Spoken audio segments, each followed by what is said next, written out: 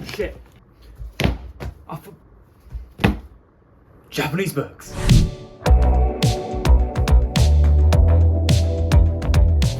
So, I've been living in Japan for about 11 months now, actually coming up to the last month before it's 1 year. I can't believe it's already been that long. But over those 11 months, I bought quite a few Japanese books. These are actually just a small selection of them. And I kind of just want to talk about the kind of oddities of Japanese books, because of course, like many things, when you compare Japan to the West, a lot of different things that they're doing here with their books. So yeah, I'm just gonna have a little chat, go through some of these books. I want to see what's so different and interesting about them. And of course, I'm going to use a very scientific, sophisticated way of showing you these books.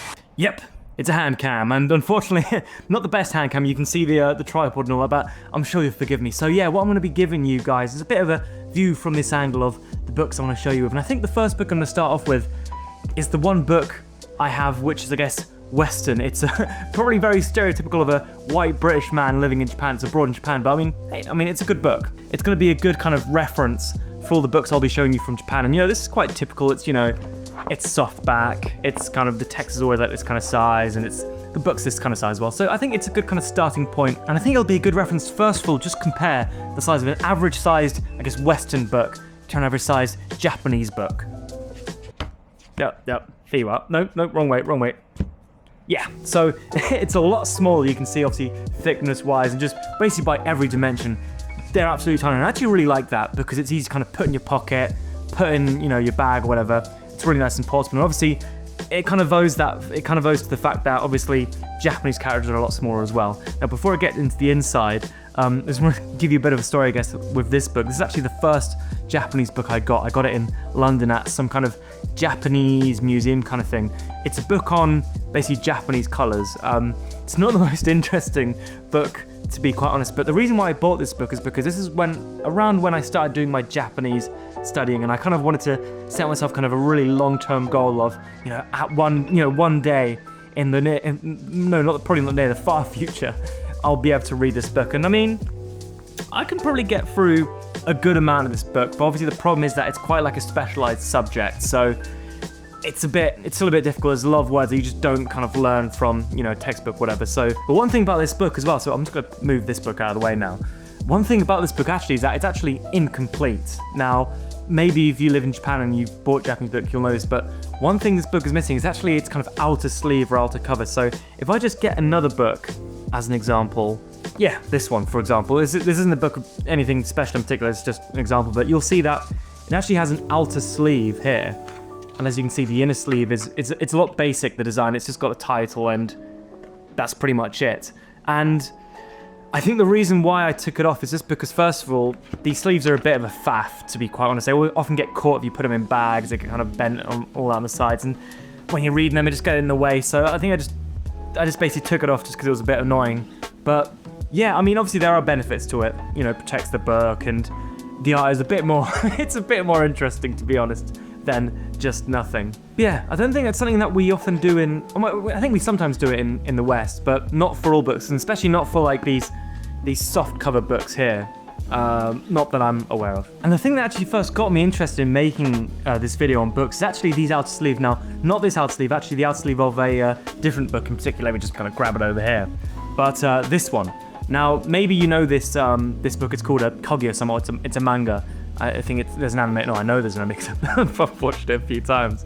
But the reason why I kind of got really interested in making a book, the reason why I got interested in making a video about these books, Jesus Christ, for some reason that's really like mental block of me saying that, is because of the inner sleeve of these. Now, as you just saw, usually they're very boring. It's just, very plain design. This one is the same as well. Not really much going on. This book is different. They've done something very fun and creative. And basically what they've done, so as you can see it, inside is basically, it's a manga, that kind of thing.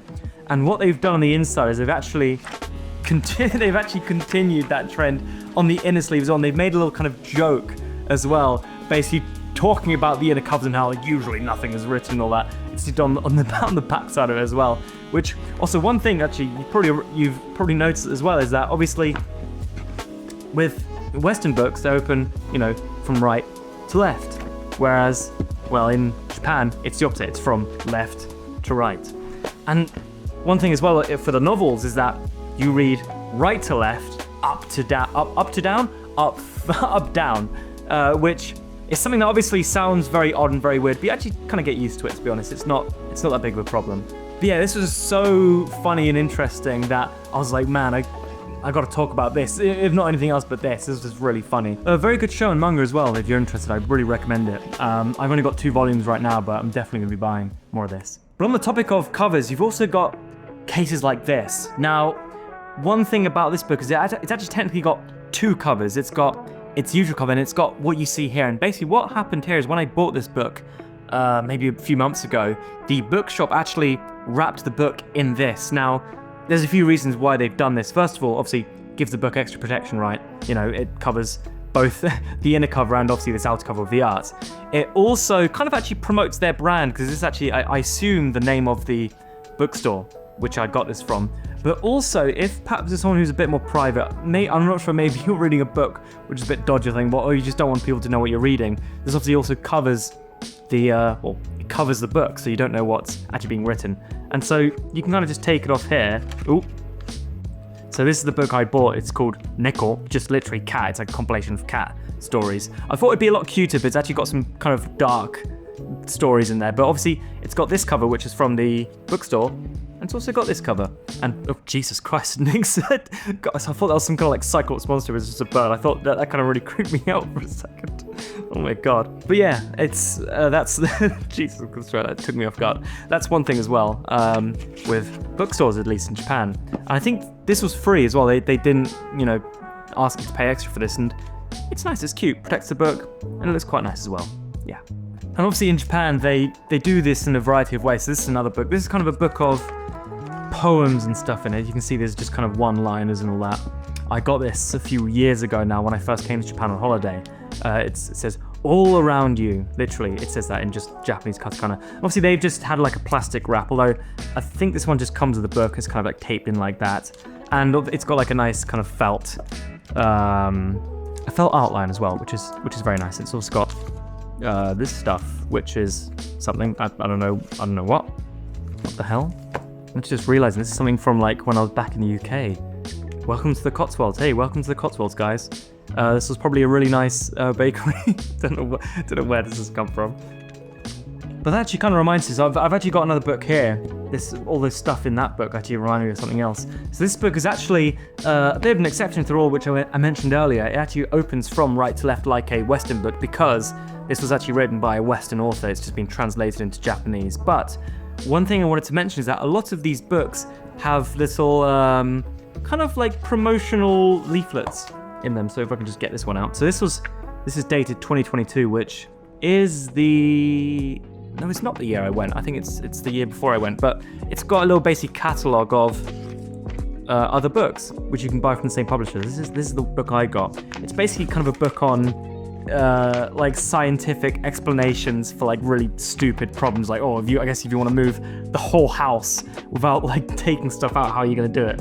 Apparently with airplanes is the answer. But this is one cool thing as well. And this one's kind of plain, but they often have very like kind of colourful, interesting stuff in there as well, which if you like the book you're reading, I guess this is also kind of a good it's a good little thing to reference if you want to buy some new books. Oh, also doubles as a pretty good bookmark as well. You didn't have one, which is me.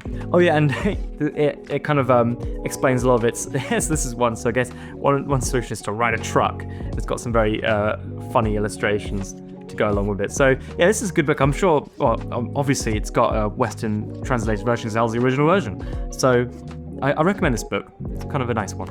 That actually brings me on to the next book I want to talk about, and it's this book. Now, maybe you recognize the art style, you recognize the characters, and that's because this is actually a book written by Hayao Miyazaki, the guy from Ghibli. And if you do recognize the art style and the characters, you'll probably think it's Nausicaa Valley of the Wind. And in actuality, it's not. It's a book that I believe came out before he wrote the mangas. For those, it's called Shuna no Tabi, Shuna's Journey. This is the name of the main character, Shuna, here. And I'm not quite 100% sure of this, but from what I read, this book is basically kind of like the progenitor to Nausicaa Valley of the Wind, the manga he wrote, which then became a movie, which is a really good movie. I recommend it. I think it's technically classed as like one of the first Ghibli movies. Really good. But yeah, it's really interesting. So a lot of the book is kind of, it's kind of obviously, you know, designed in like his art style and stuff. really beautiful. And it kind of feels like, again, a lot of it is inspired by Norska is inspired a lot by this. And it's also, this also looks like the ride from Princess Mononoke as well. So obviously this kind of goes through a lot of Hayao Miyazaki's works. It's a really interesting book. It looks beautiful, obviously. And yeah, if you can get it, I definitely recommend it. Especially if you're kind of a fan of Hayao Miyazaki's work. Obviously, this is in Japanese. I'm not sure if there is an English translated version of it, but it's just even for the art, I'm sure you can kind of figure out what's going on. That maybe actually be more interesting, kind of like a picture book. So yeah, I recommend it. I'm kind of moving on away from the typical books. It's a book which actually I can't fit in the camera, and it's a how do I put this? It's kind of like a monthly kind of published manga collection book. It's basically like, so you have a company. This is Shonen Jump, I think, or something like that, or Shonen Champion. I don't know, but basically they publish a load of manga before they're then serialized in, like, obviously their books like this. This is how they first come out, and basically you've just got a big selection of a load of different manga, which is obviously being serialized under this company, and you know, you get the latest episodes every week, every month through this. And the reason why I got this is not because I was particularly interested in any manga in this book, it's just because obviously you just see this a lot in anime and all that, and I just thought it'd be really cool to open up. And it comes with things like stickers. These are stickers from one of the shows. This is like from the front cover. I actually from this I actually ended up buying a few volumes of this show just because it looked kind of interesting. This is like volume it's like really it's really head in the show, but I bought like 4 volumes, which I've read up until then. I've not actually bought any more. I should probably get on with that. But yeah, it's got some stickers, and it's got obviously a load of like advertisements, and it's obviously got the anime, the manga, and it's really strange to kind of see it like this big. And one thing is, well, the paper's not very good quality as well. It's kind of very like kind of rough. I guess like maybe like recycled paper.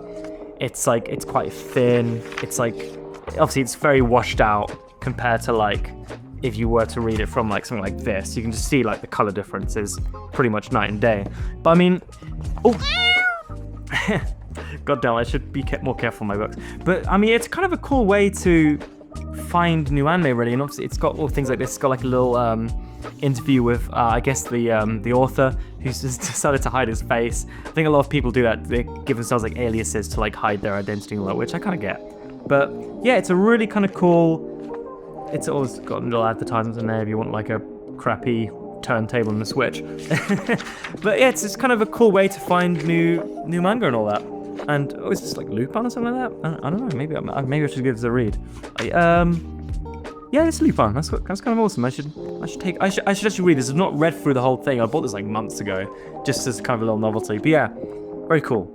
And now the next book I want to show you, it's kind of actually cheating, to be honest, because I wouldn't call it a book, but it's just kind of something I want to show you guys anyways. And it's actually English textbook used in the junior high schools in Japan. And the reason why I want to show you is first of all just because I guess it's maybe interesting to you guys. So let me just get out.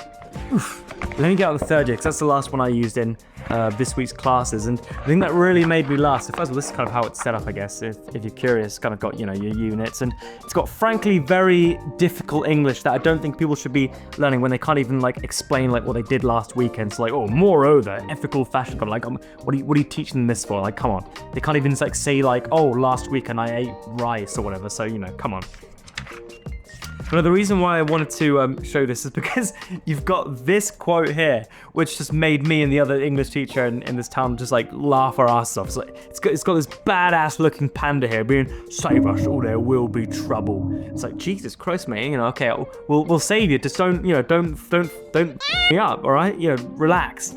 But yeah, it's kind of just interesting seeing how they set up their English textbooks. And again, one thing that kind of annoys me is that they shovel in a lot of kind of other things they want to teach people, such as, you know, saving the animals, you know, the IUCN Red List, you know, endangered species and all that, which is, you know, cool, it's fine, but I feel like sometimes they want that to take precedence over just teaching English, which then leads them to teach words which, again, they just shouldn't bother to learn. Things like endangered, extinction, you know, these kind of words, when sometimes I ask them what day of the week it is and they can't even say like Tuesday.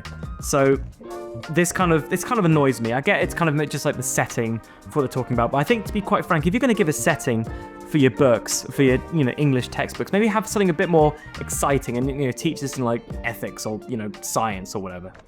And for the last book, I want to just talk a bit about, I guess, the book which I'm reading right now, which is Yokoi Gunpei Gamecom, which is kind of a book about Gunpei Yokoi, which, if you know him or don't know him, he is the maker of the Game Boy and Game & Watch and a lot of other different toys made by Nintendo, kind of before they became really big with the Nintendo Entertainment System in the 80s and all that. And it's just a very kind of interesting, half interview, half kind of like biography, basically about all the things he made and kind of his thought process behind it, like the story, how it came to be and all that. But those are pretty much all the books I want to show you. And I guess the last thing I just want to end up on is, if you are learning Japanese and you've gotten to kind of a level where you've kind of spent a good amount of time, maybe like a year on it, you can write all the hiragana, katakana, you know some kanji and all that, and you kind of want to take your Japanese to the next level. I really recommend, if you can, picking up some Japanese books. If you're kind of on like the kind of lower end of the spectrum, manga's really good because you've got obviously the illustrations to kind of help you out with what's going on.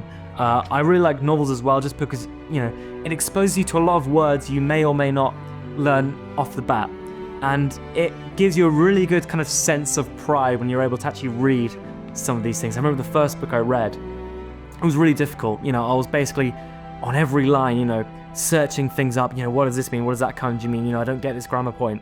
But by the end of that book, I was kind of able to read it not a lot more naturally, not like speed or anything like that, but I was actually able to semi-competently read it, and it felt really amazing to do that. So yeah, those are Japanese books, very interesting, obviously very cool. I'm really into it because obviously I like Japan, I study Japanese, and it's kind of really interesting just reading books from a different culture and kind of just holding them as well, just kind of experience the physical object, which I feel like is kind of like an art in itself, I guess you could say. But yeah, that's pretty much all I've got to show you guys today. I hope it's been interesting, and yeah, I'll see you around.